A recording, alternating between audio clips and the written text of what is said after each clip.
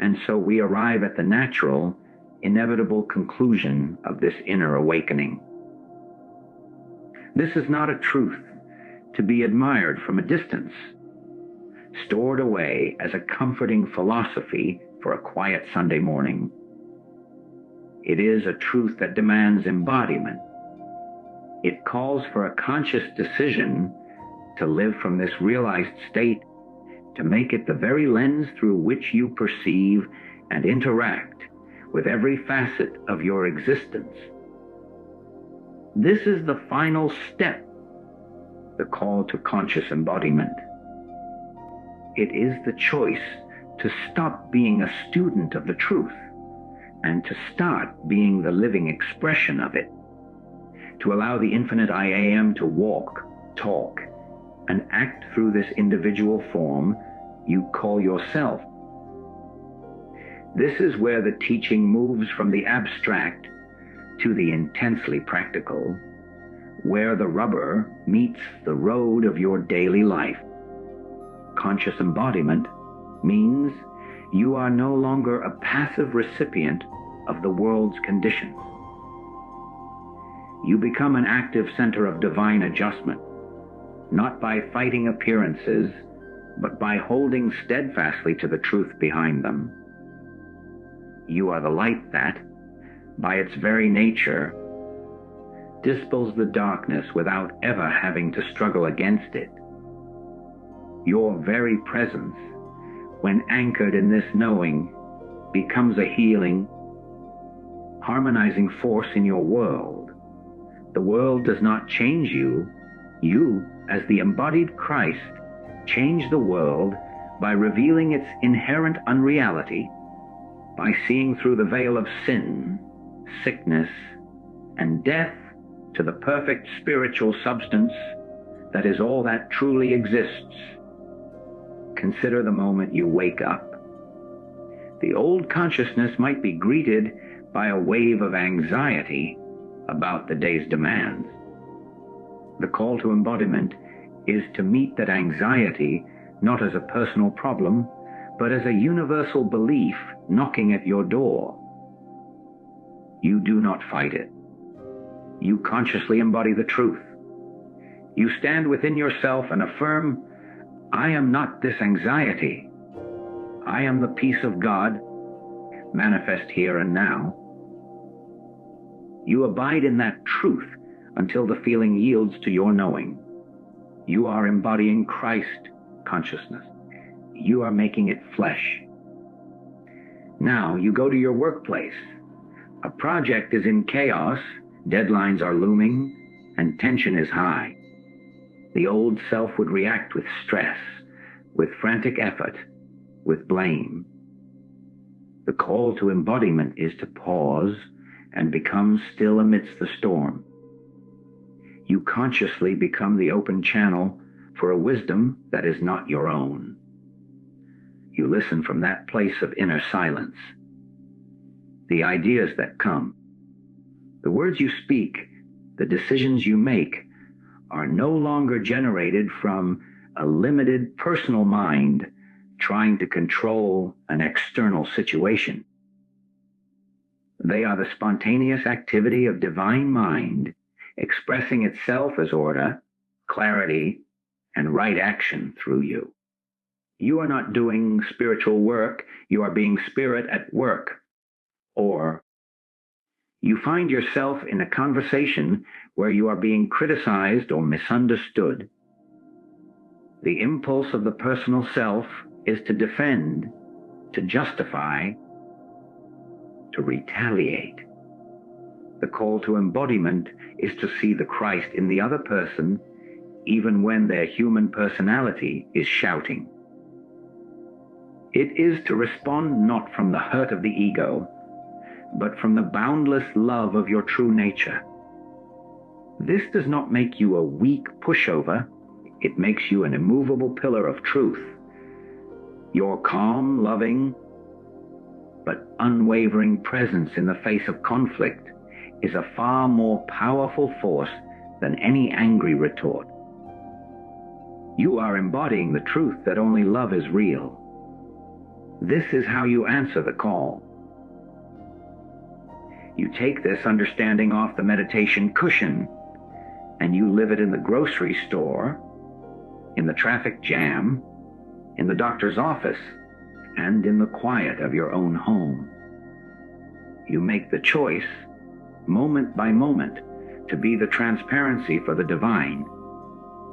You are the living proof, the walking demonstration that the work is finished. Your life becomes your ministry, not through preaching, but through being. Every healed relationship, every harmonious resolution, every moment of unexpected grace becomes a silent sermon, a testament to the power of a truth that has been fully embraced and courageously lived. You are not waiting for a second coming. You are it.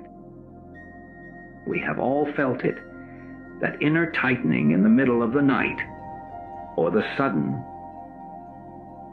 cold grip in the pit of your stomach when a thought about the future flashes through your mind. It is the churning over a bill that has arrived, the frantic rehearsal of a difficult conversation that may never happen, the constant background hum of concern for a child, for your health, for the stability of your job. This is the universal experience of worry, and we have been taught to see it as a natural, if unpleasant, part of life. But I tell you, it is far more than that. It is not merely a habit. It is the most profound symptom of a fundamental misperception of who and what you are. Worry is the clear, unmistakable sign of a consciousness that believes it is separate from its own source. Consider this. When a wave upon the ocean looks ahead and sees a storm, it can become terrified. It might fret about its own form, fearing it will be broken and scattered by the winds. It worries because it sees itself as a solitary, individual wave battling against the immense and powerful sea. Its entire identity is built upon this separation. But what is the truth of the wave? Its very substance, its existence, its energy, its movement. All of it is the ocean itself. The wave is not in the ocean. The wave is the ocean. Expressing itself as a wave, its fear is an illusion born from a limited point of view. This is the precise metaphor for your own life. The mind that worries is the wave believing it is alone. It is the sense of a personal, isolated I that has been given the impossible task of navigating an unpredictable universe with only its own limited resources and intelligence. This I looks at its bank account and feels lack. It looks at its body and sees vulnerability. It looks at its relationships and sees potential for loss. Its entire reality is constructed from a foundation of separation, and from that foundation, worry is not just possible, it is inevitable. It is the logical conclusion of a self that believes it is on its own. So, when you find yourself lying awake at 3 a.m, your mind racing through a labyrinth of what ifs, understand what is truly occurring. This is not merely a problem to be solved with positive thinking or a pep talk. This is the sound of the wave screaming in terror at the storm, completely unaware that it is one with the very power and depth of the ocean.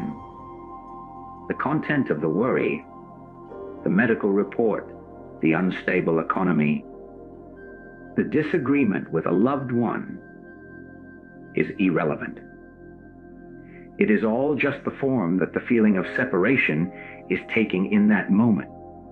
To try and solve each individual worry is like the wave trying to smooth out every bump on the ocean's surface. It is a futile, endless task.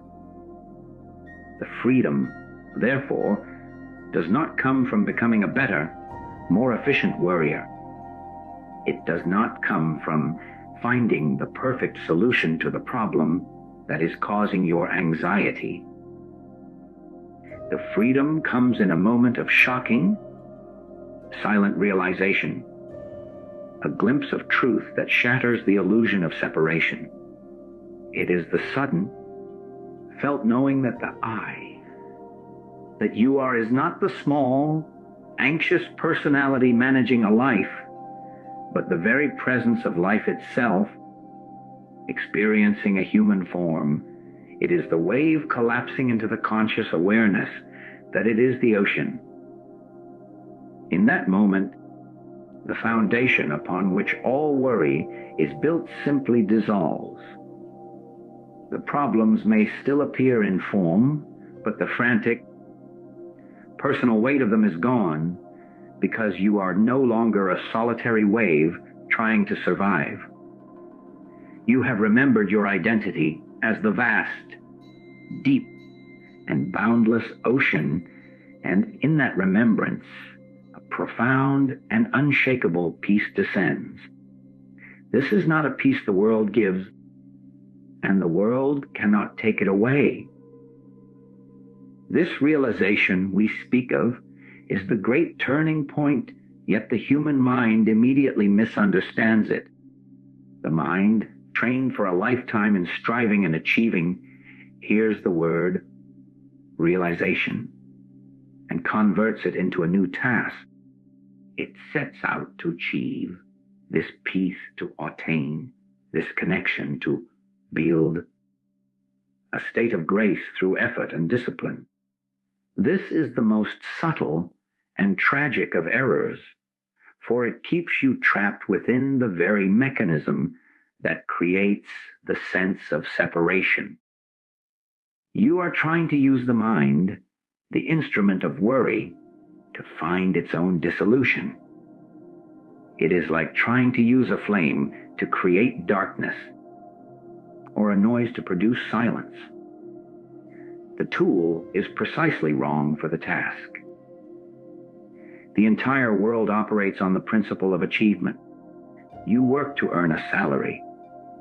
You study to receive a degree. You exercise to build muscle. This is the horizontal plane of cause and effect, and it has its place. But the kingdom of heaven, the realm of your true spiritual identity, does not operate on this principle. You cannot earn what you already are. You cannot attain what has been your fundamental nature since before time began. The peace that passeth understanding is not a trophy to be won after a long battle. It is the very ground of your being, obscured only by the frantic activity of your own thinking. Consider the sun. It does not strive to shine. It does not achieve brilliance through effort. It simply is what it is, and its light is a natural, inevitable expression of its nature. Now, imagine a cloud passing before it. The cloud does not destroy the sun. It merely creates a temporary obscuration, a filter through which the light appears dimmed. Your worries, your fears, your anxious planning, these are the clouds. The infinite, radiant consciousness that you are is the sun. The answer is not for the sun to struggle against the cloud. The answer is for the sun to abide as itself until the cloud naturally dissipates. Your work, then, is not to become the sun, but to cease identifying with the passing weather of your own mind. You see this in moments of grace. You are wrestling with a problem, churning it over and over, trying to force a solution. The more you strive, the tighter the knot becomes. Then in exhaustion, you let go. You walk away, you take a shower, you lose yourself in a menial task. And in that moment of surrender, that moment when the achieving mind relaxes its grip, the answer floats in, effortless and clear. Where did it come from? It did not come from you.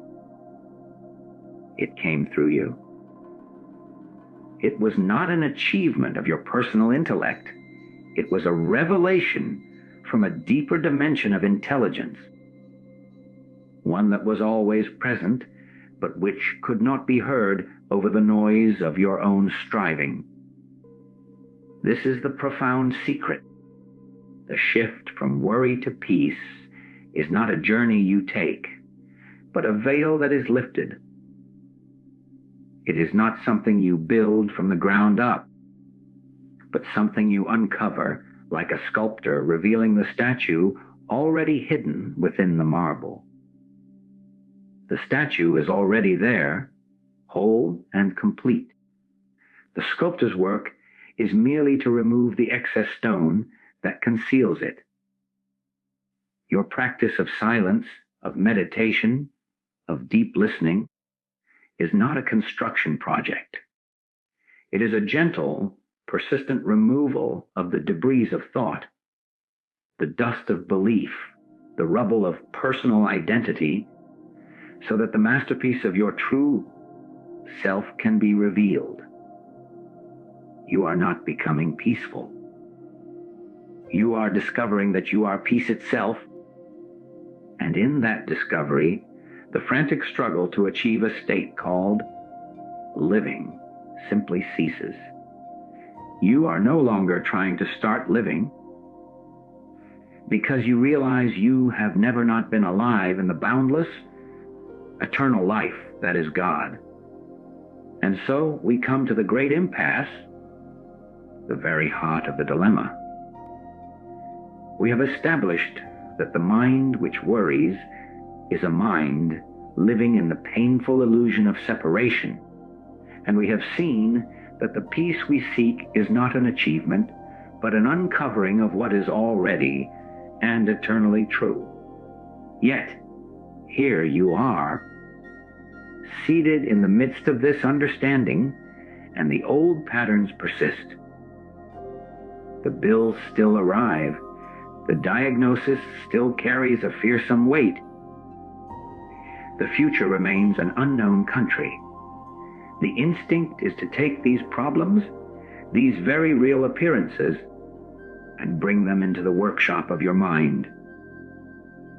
You lay them on the bench, pick up the tools of your reasoning, your past experience, your anxiety, and you set to work trying to fix them, to solve them, to find a way out.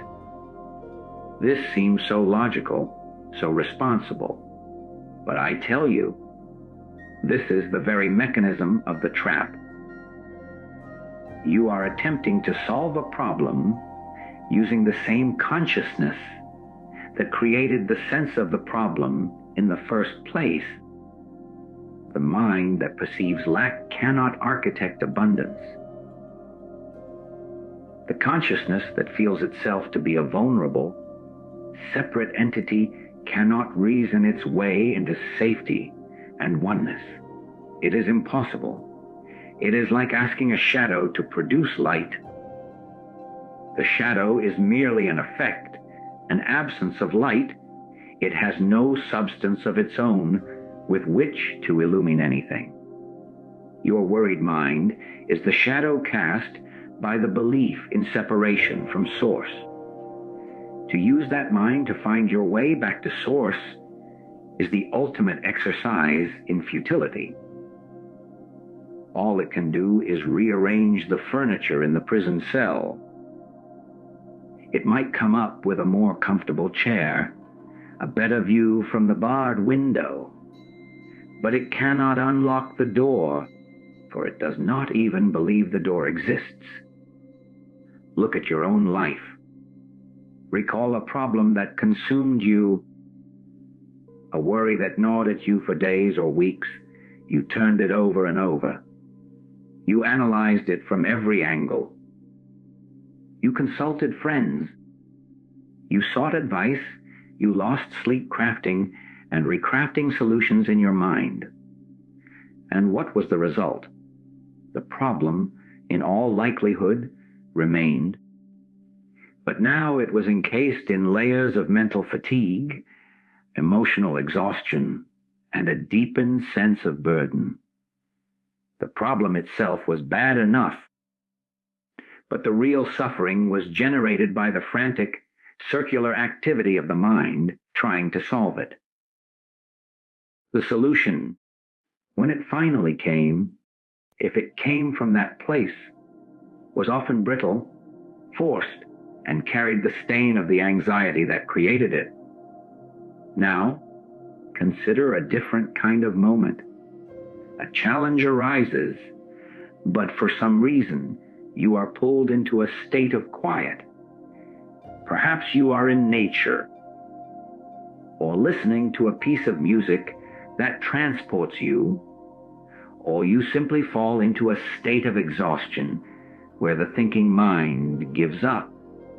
In that space of mental stillness, an intuition flashes. A path forward presents itself not as the result of frantic calculation, but as a quiet knowing. This knowing did not come from the problem-solving mind. It came through the silence that appeared when that mind was finally still.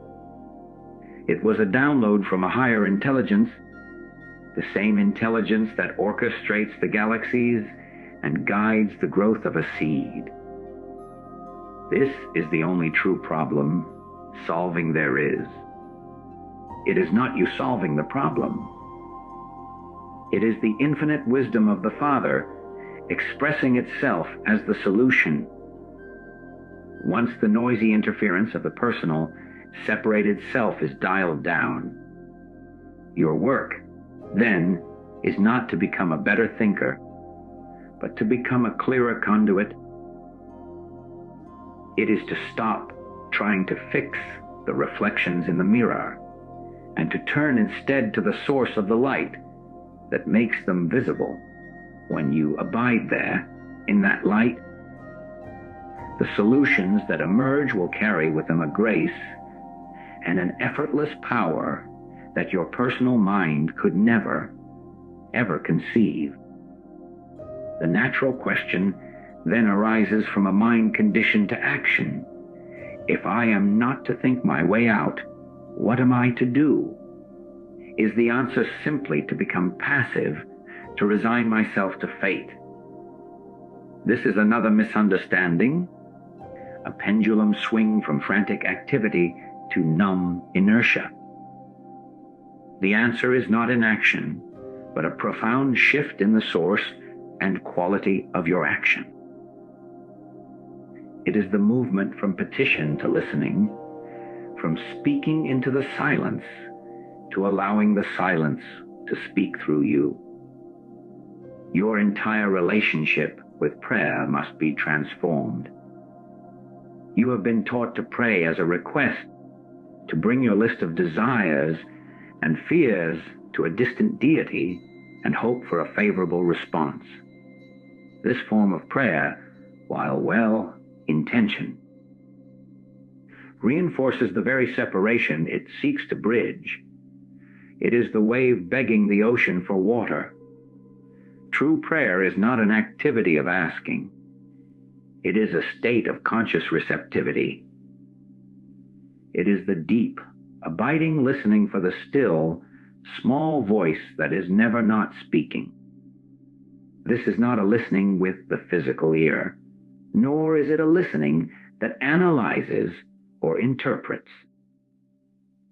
It is a surrender of the auditory faculty of the mind itself, a quieting of the internal narrator so that a deeper harmonic can be felt. Think of tuning a radio. The static and noise of your own thoughts, the worries, the plans, the memories, are broadcasting on one frequency. To hear the clear, pure signal of divine guidance, you must stop transmitting and turn the dial to receive. This is the listening we speak of. It is an active, vibrant, and utterly receptive state of being. You can witness this in the most mundane moments. You are trying to remember a name. The harder you strive, searching the filing cabinets of your memory, the more elusive it becomes. The moment you release the effort, perhaps by turning your attention to something else entirely, the name floats effortlessly into awareness. Where did it come from? It was not manufactured by your straining mind. It was given. It emerged from a deeper well of knowing when the surface mind ceased its frantic activity. This is a miniature, everyday example of the principle. The answer to your most significant life challenges, the financial uncertainty, the relational strife, the creative block, resides in that same deeper well. The way to access it is not through louder petition, but through a more profound and trusting silence.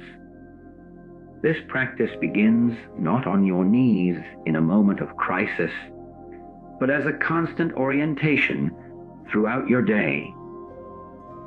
It is learning to insert a moment of conscious silence between the stimulus of the world and your habitual reaction to it. The phone rings with potentially bad news. Instead of the immediate lurch of anxiety, you take one conscious breath, a breath that is not just physical, but a full turning of your attention inward. And in that tiny sliver of eternity, you listen. You are not listening for a specific answer, but for the felt sense of a presence, a foundational peace that underlies the temporary appearance. You are abiding, if only for a second, as the ocean and not the wave. From that anchored place, your response. Whether you pick up the phone or let it go to voicemail will be of an entirely different order. It will be an expression of guidance, not a reaction of fear. This is how life begins to transform, not by eliminating challenges, but by changing the consciousness through which you meet them. Your action becomes inspired, a clear, direct expression of the intelligence that has been heard in the silence, and it carries with it a power and a precision that your personal will could never muster. This understanding, when it moves from a concept to a lived reality, initiates the most profound liberation a human being can experience. It is the realization that the weight you have been carrying was never yours to bear. You have been living under the immense, self-imposed burden of a personal sense of responsibility for a universe you cannot control. You believe your health is your personal project to maintain. Your financial security is your personal fortress to build. Your relationships are your personal bridges to manage and repair. This belief in a personal, separate I, as the sole author and sustainer of its life, is the very engine of all worry. For how could a single, isolated wave possibly ensure its own safety against the entirety of the ocean? The strain is unbearable because the premise is a fiction. The truth that shatters this fiction is this: your life is not your own. This is not a statement of dogma, but a statement of ultimate spiritual fact, as practical as gravity. The very breath you just took was not your personal achievement. The intelligence that heals a cut on your finger that you did not manufacture. The gravitational force that holds you to the earth that you do not command. These are all the operations of a single, infinite, animating principle. This principle, this divine consciousness, is not something separate from you that you must beg for assistance. It is the very substance of your being. You are not a steward of your life. You are the location where the one life is being lived. You are not a manager of your affairs. You are a transparency through which the infinite substance of the One expresses itself as your individual experience. When you truly glimpse this, the entire dynamic of worry collapses.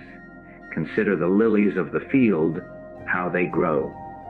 They do not toil, nor do they spin, yet Solomon in all his glory was not arrayed like one of these. Why? Because the lily is in a state of perfect, unconscious oneness with the life that produces it. It does not interfere.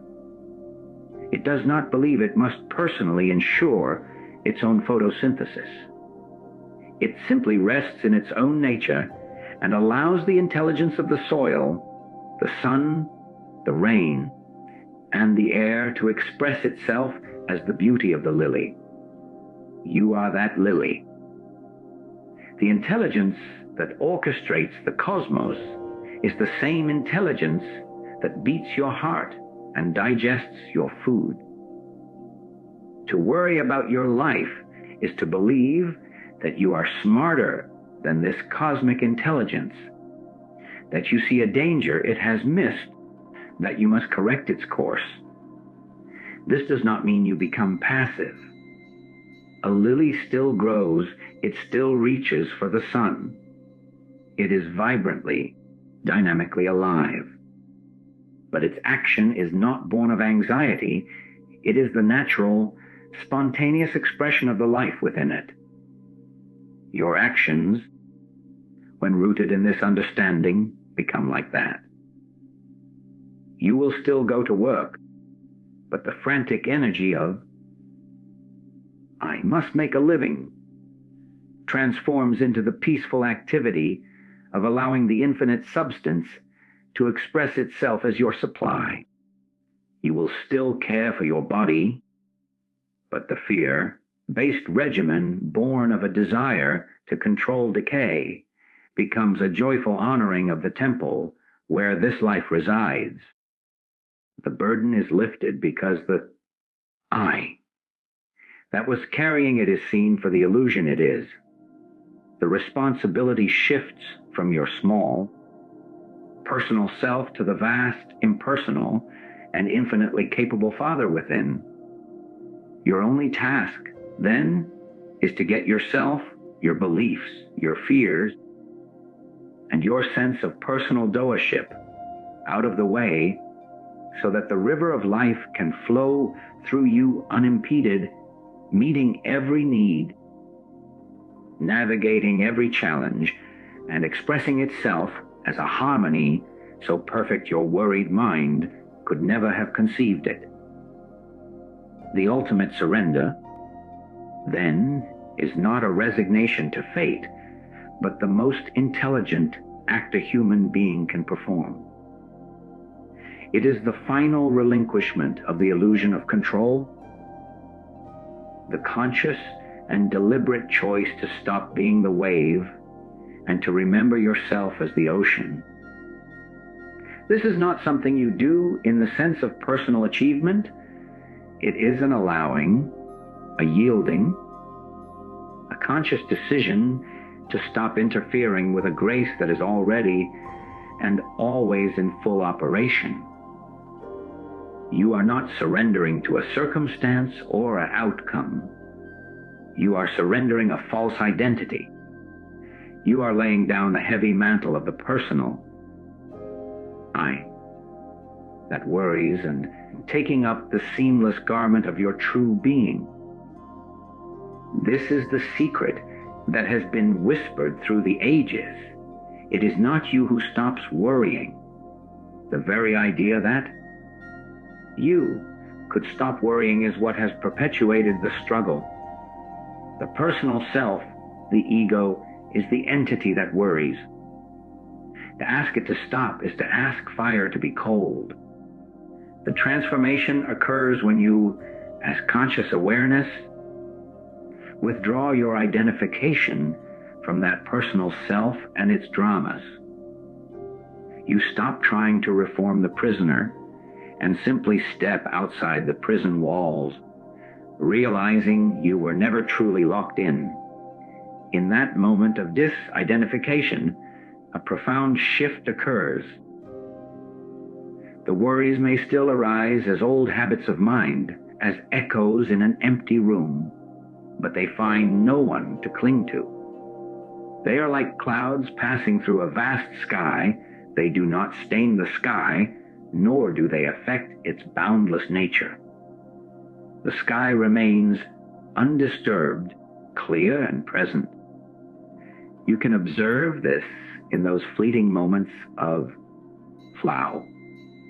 The artist who becomes so lost in the act of creation that all sense of time and personal anxiety vanishes is not there. The athlete in the zone, performing with a grace that transcends conscious thought, has surrendered the personal self.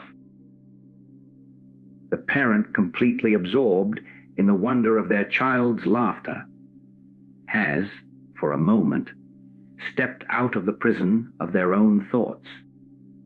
In all these cases, the worrying mind is absent not because it was defeated, but because the consciousness that was previously trapped within it has shifted to a higher level of awareness.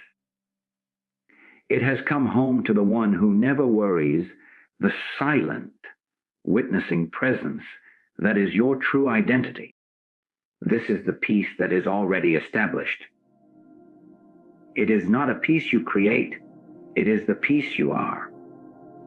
Your entire spiritual journey, therefore, is not a journey to a distant goal, but a continuous, gentle returning to this fundamental fact. Every moment of silence, every act of deep listening, every time you consciously release a problem from your mental grip, you are not building a new state of being. You are simply taking off another layer of clothing that has obscured the radiant life that you have always been. The struggle to start living ends the instant you realize you have never not been alive in God. The frantic search for a way to stop worrying concludes when you understand that the worrier was a phantom, and the peace you sought is the only reality that has ever been present. From this place, life is not something you manage, but a sacred movement you witness and participate in with a sense of awe and wonder, free from the crushing weight of a responsibility that was never yours to carry.